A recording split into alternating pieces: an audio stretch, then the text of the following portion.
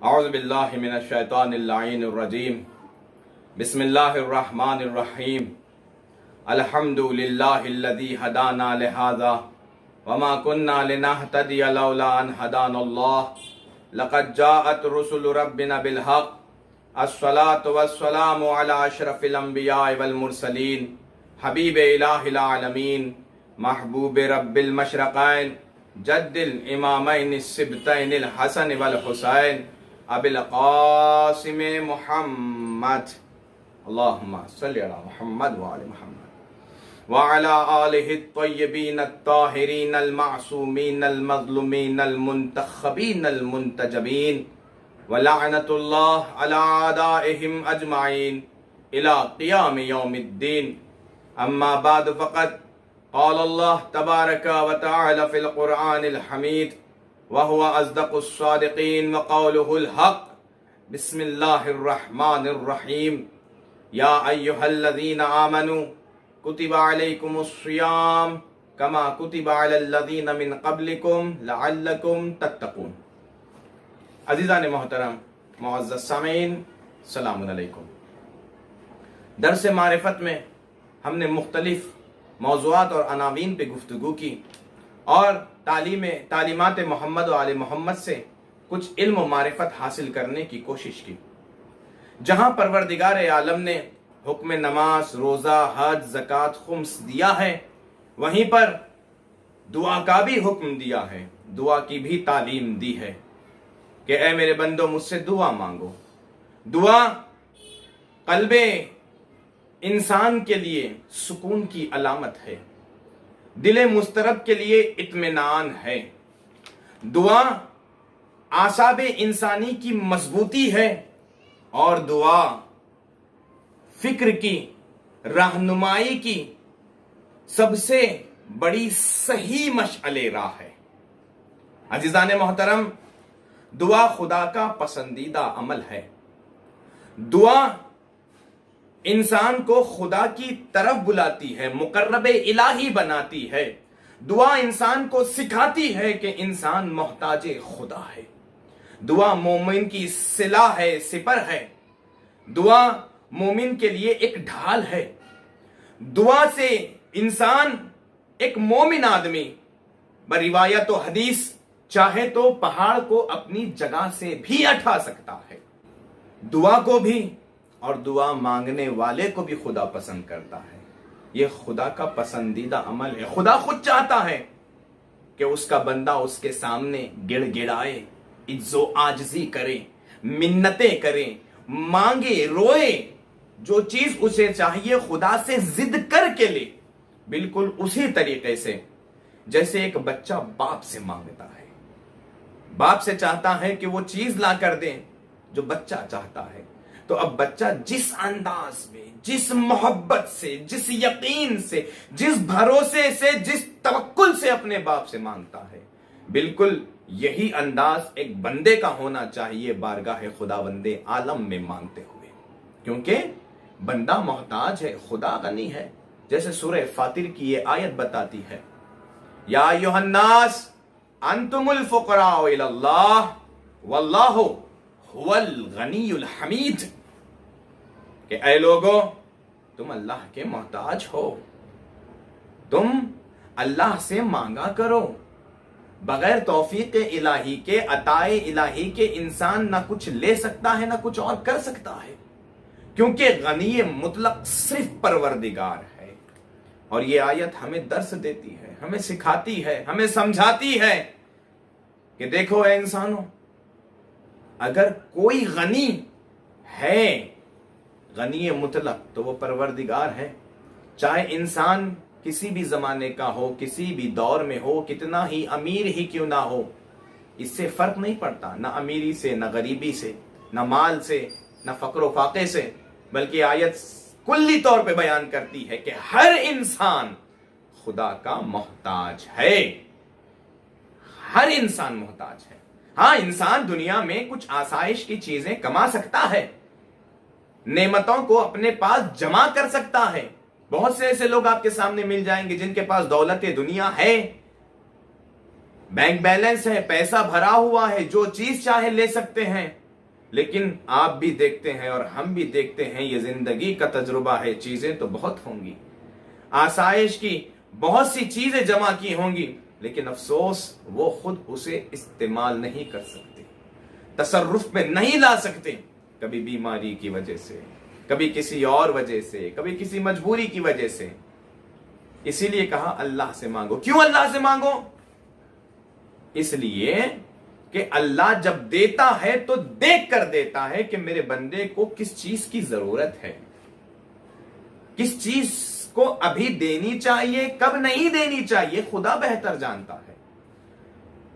تو عزیزان محترم، ہم جمع تو بہت کچھ کر سکتے ہیں، لیکن استعمال اس وقت تک نہیں کر سکتے جب تک توفیق الہی نہ ہو، جب تک خدا ہمیں صلاحیت نہ دے استعمال کرنے کی۔ عزیزان محترم، ہم جمع تو بہت کچھ کر سکتے ہیں، لیکن شرط ہے کہ استعمال کریں۔ وہ خدا بہتر جانتا ہے کہ انسان کو کون سی چیز کب دینی چاہیے کہ وہ استعمال میں لا سکے۔ جیسے ایک باپ اپنے بچے کو بچپن میں چھری تو نہیں دیتا، کیونکہ صرف اس سے نقصان ہو سکتا ہے، وہ اس کا استعمال نہیں جانتا۔ تو جب ہم نے جانا کہ ہمیں مانگنا ہے، تو اب شرط ہوتی ہے دوسری کہ کس انداز میں مانگنا ہے، کس لہجے میں مانگنا ہے، کس طریقے سے مانگنا ہے، کیونکہ مرحلہ مانگنے کے بعد اجابت کا آتا ہے۔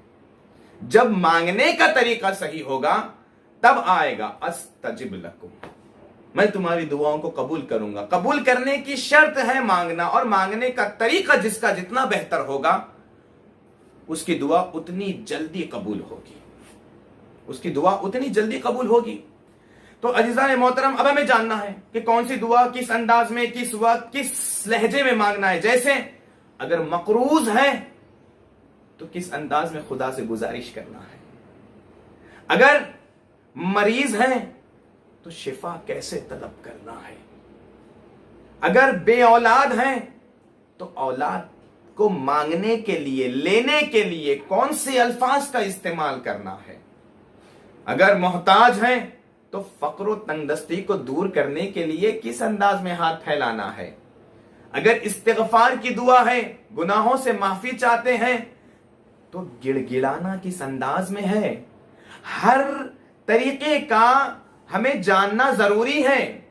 ایسا نہیں ہے کہ ایک ہی انداز میں ہر چیز مانگی جاتی ہے، جو چیز چاہیے اس چیز کے حساب سے انداز بدل جاتا ہے، جو معصوم ہمیں تعلیم دیتے ہیں، جو ہمیں معصوم بتاتے ہیں، کیونکہ ایک عام انسان سمجھ ہی نہیں سکتا کہ بارگاہ رب العزت میں کس انداز میں جانا ہے، اور ہماری دعاؤں میں، ہماری زبان میں وہ تاثیر کہاں جو فوراً باب اجابت سے ٹکرا جائے، جو فوراً بارگاہ خدا بند عالم میں چلی جائے ہماری دعا۔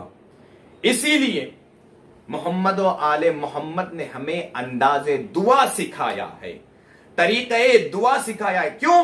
اس لیے کہ محمد و آل محمد کے علاوہ کوئی ذات ایسی ہے ہی نہیں جو انسان کو بارگاہ خدا میں جانے کا طریقہ سکھا سکے، جو انسان کو بارگاہ پروردگار میں ہاتھ پھیلانے کا سلیقہ بتا سکے، ایک معصوم کے علاوہ کوئی اور نہیں بتا سکتا، کیونکہ ہم گناہگار بندے، ہم نافرمانی کرنے والے انسان، ہماری زبانیں نہ جانے کتنی گالیوں سے، کتنے برے الفاظ سے بھری ہے، اور اس زبان سے دعا نکل کے قبول ہو جائے بعید ہے، ناممکن ہے۔ ہماری زبانیں نجس ہیں، ہم نہ جانے کتنے مومنوں کو تانے مارتے ہیں، ہم نہ جانے کتنے لوگوں کا دل توڑتے ہیں، کتنے لوگوں کو گالی دیتے ہیں، نازیبا الفاظ کہتے ہیں، اور اسی زبان سے بارگاہ الہی میں کچھ مانگے تو مل جائے، ناممکن۔ اسی لیے کہا مانگنے کی شرط ہے انداز کیسا ہونا چاہیے، الفاظ کیسے ہونا چاہیے۔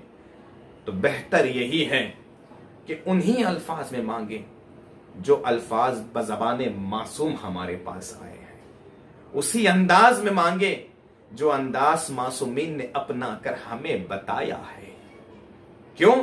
اس لیے کہ معصوم کے زبان سے نکلے ہوئے الفاظ اور معصوم کا انداز ہی یہ صلاحیت رکھتا ہے، اسی میں یہ اثر ہے کہ خدا کے دروازے پر دستک دے سکے اور باب اجابت کھل جائے۔ عزیزان محترم معزز سامعین، خود قرآن میں خدا ہمیں دعا کی ترغیب دیتا ہے، یہ سکھاتا ہے کہ مجھ سے مانگو، میں ہوں تمہارا، جیسا کہ قرآن میں خود ارشاد ہے وَإِذَا سَأَلَكَ عِبَادِي أَنِّي فَإِنِّي قَرِيبٌ اجیب الدعوۃ الداعِ اذا دعان فلیستجیبوا لی۔ کیا کہہ رہا ہے پروردگار؟ کہ جب میرے بندے میرے بارے میں سوال کریں، پوچھیں، تو ان سے کہہ دو کہ میں ان کے پاس ہی تو ہوں، ان کے قریب ہی تو ہوں۔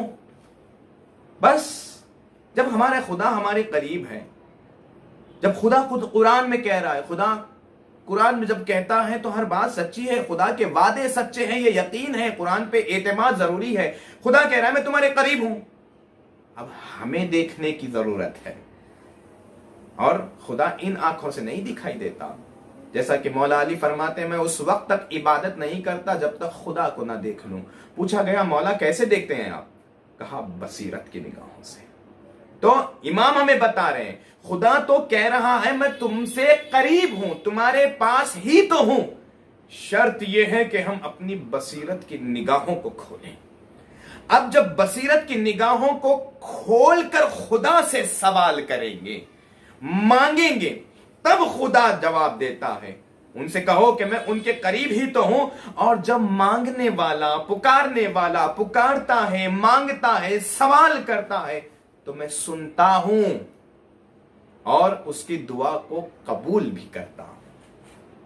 اس آیت میں ہمیں یہ معرفت ملتی ہے، یہ بات ملتی ہے، آیت سمجھاتی ہے کہ صرف مانگنا ہی نہیں ہے کہ ہم گئے بیٹھے کہا خدا دے دے، کہا نہیں، بلکہ خدا ہمیں اس جملے کے ذریعے سے سمجھا رہا ہے کہ میں ان کے پاس ہی تو ہوں، مطلب پہلے سمجھو، جانو کہ خدا کہاں ہے۔ خدا ہر لمحہ تمہیں دیکھ رہا ہے، اور حدیث میں آیا ہے خدا ہماری شہرت سے بھی زیادہ قریب ہے، اور جب ہم خدا کو پہچانیں گے تب دعاؤں میں تاثیر ہوگی، تب ہماری زبان میں تاثیر آئے گی، تب جا کے ہم وہ انسان بن سکتے ہیں، وہ مومن بن سکتے ہیں کہ الفاظ نکلے اور باب اجابت سے ٹکرا جائے۔ یہ ہوتا ہے جب معرفت حاصل ہوتی ہے۔ اسی لیے مولا کائنات نے دوسری حدیث میں ارشاد فرمایا اپنے آپ کو پہچانو، من عرف نفسہ، جس نے اپنے آپ کو پہچاننا اپنے پروردگار کو پہچان لیا، اپنے خدا کو پا لیا اس نے، ہے نا۔ پہلے اپنے آپ کو پہچاننا ہے، تب جا کے خدا پہچان میں آئے گا۔ جب خدا کو سمجھیں گے، جانیں گے ہماری صلاحیت کے اعتبار سے، ورنہ خدا کو کوئی پہچان نہیں سکتا، کوئی جان نہیں سکتا۔ جتنی ہماری صلاحیت بڑھتی جائے گی معرفت کی، دعائیں اتنی جلدی قبول ہوتی چلی جائیں گی۔ دعا ایک عظیم عبادت ہے۔ جب خدا نے ترغیب دی تو معصوم نے طریقہ بتایا، اور معصوم نے ہمیں انداز دعا سکھایا، اور کئی حدیثوں میں بتایا کہ دیکھو دعا مانگو، دعا افضل ترین عبادت ہے۔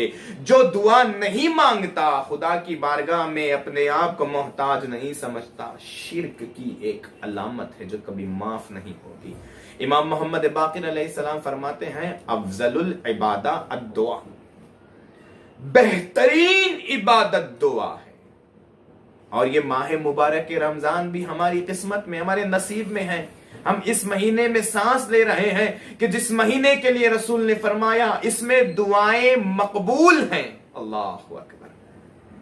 یہاں پر روزے دار کی زبان سے الفاظ نکلتے ہیں، وہاں باب اجابت سے ٹکراتے ہیں۔ خدا قبول کرتا ہے کیونکہ محمد مصطفیٰ نے ضمانت دی ہے مقبولہ، دعائیں مقبول ہیں، بس شرط ہے مانگنے کا انداز اپنائیں، طریقہ دعا اپنائیں۔ آئیے ہم سب مل کے دعا کرتے ہیں، خدا تو سچا، تیرا نبی سچا، تیرے قرآن کے وعدے سچے، اور صادق و امین رسول نے فرمایا ہے کہ اس مہینے میں دعائیں مقبول ہیں۔ تو ہم دعا کر رہے ہیں پروردگار کہ ہمارے پچھلے تمام گناہوں کو معاف فرما، آئندہ گناہوں سے بچنے کی توفیق عطا فرما، علم دین حاصل کرنے کی، معرفت حاصل کرنے کی توفیق عطا فرما، اور اس علم پہ عمل کرنے کی توفیق عطا فرما. اور دعاؤں میں اہم دعا یہ ہے کہ خدا ہم مومن و مومنات کو اس قابل بنا کہ ہم لشکر امام زمانہ میں شمار ہو جائیں.